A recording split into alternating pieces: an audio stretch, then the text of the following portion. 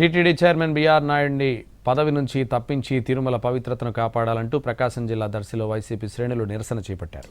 వెంకటేశ్వర స్వామి ఆలయంలో కొబ్బరికాయలు కొట్టి నిరసన తెలిపారు. టీటీడీ చైర్మన్గా బీఆర్ నాయుడు అనర్హుడని అన్నారు.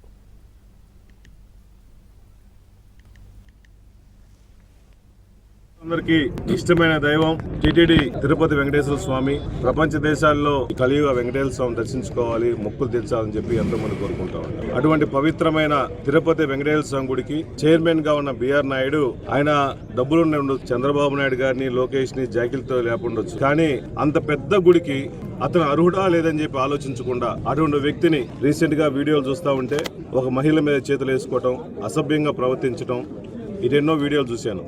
ఇటువంటి వ్యక్తి ఒక చైర్మన్ గా ఉండటం అనర్హుడని చెప్పేసి చెప్తా ఉన్నారు. బీఆర్ నాయుడు లాంటి చాలా ఎలిగేషన్స్ ఉన్న వాళ్ళు, ఆయన నియమించే ముందే ఒక లేడీ చంద్రబాబు నాయుడు గారికి, పవన్ కళ్యాణ్ గారికి ఇతని బిహేవియర్ మంచిది కాదు, ఇతను ఉమనైజర్ అని చెప్పేసి రిటర్న్ గా లెటర్లు కూడా రాస్తే మీ స్వార్థం కోసం, మీ రాజకీయాల కోసం పరమ పవిత్రమైన టీటీడీ చైర్మన్ బీఆర్ నాయుడుకి ఇటు నిజంగా చాలా బాధాకరంగా ఉంది. ఈ బీఆర్ నాయుడు గారు వచ్చిన తర్వాత